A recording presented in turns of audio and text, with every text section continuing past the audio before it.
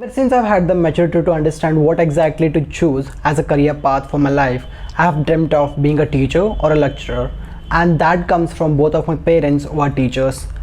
But until recently, I have been stressing a lot about post graduation, if I'm supposed to do it or not, and I'm not really sure about why.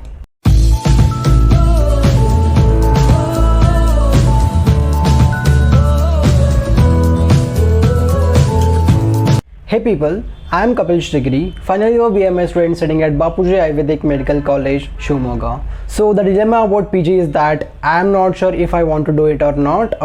And for those of you who do not know, even BMS students or Ayurvedic students get to do PG. Either they can consider MD or MS. So MS is the surgery, as even we get to do surgery in our field, but there are kind of restrictions which is for another video. As you know, like the exams for the fourth year are coming soon, like even in 3 to 4 months. So before that I need to make sure that I want to do PG or not. After that I need to, in my internship time, I need to take care of the studies that I'm supposed to do for AIPGET, which is entrance exam for the Ayurvedic students, so that they can enter into PG. So in the beginning I talked about being a teacher or a lecturer, so you might be confused about what exactly might be the relevance about that thing to the dilemma in PG.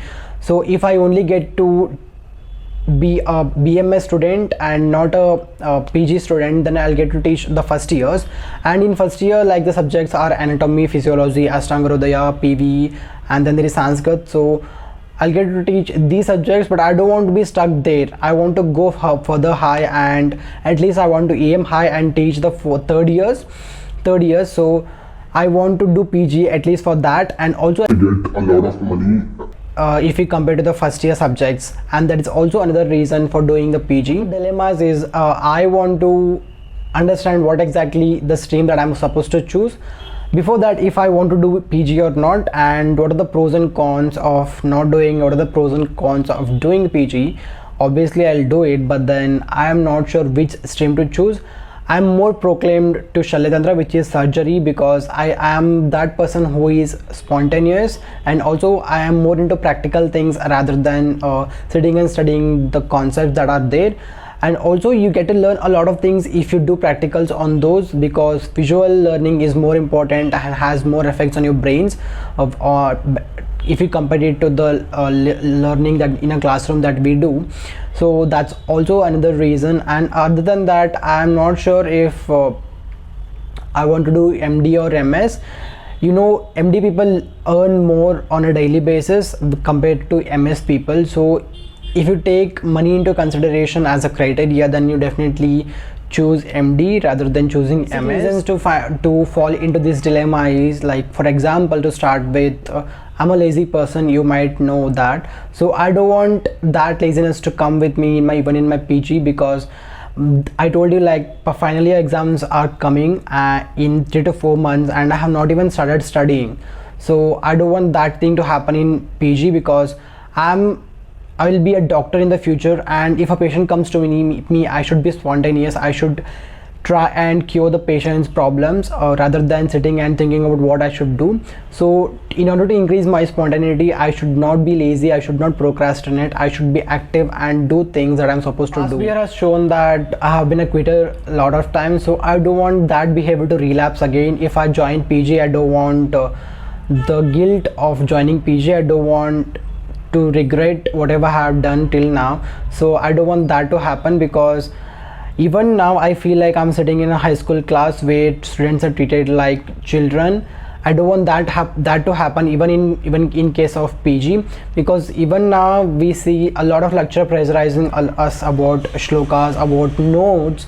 So that should not be the case in case of when you come and join degree, because it kind of impacts your brain, it kind of impacts your thinking level and maturity also sometimes.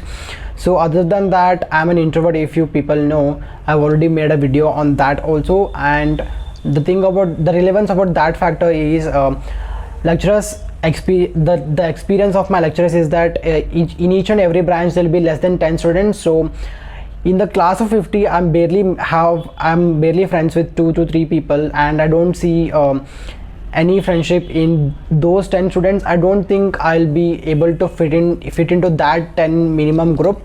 So if I'm given 50 people, I'll choose one. If I'm given 10, I don't think the probability will be greater in choosing friends.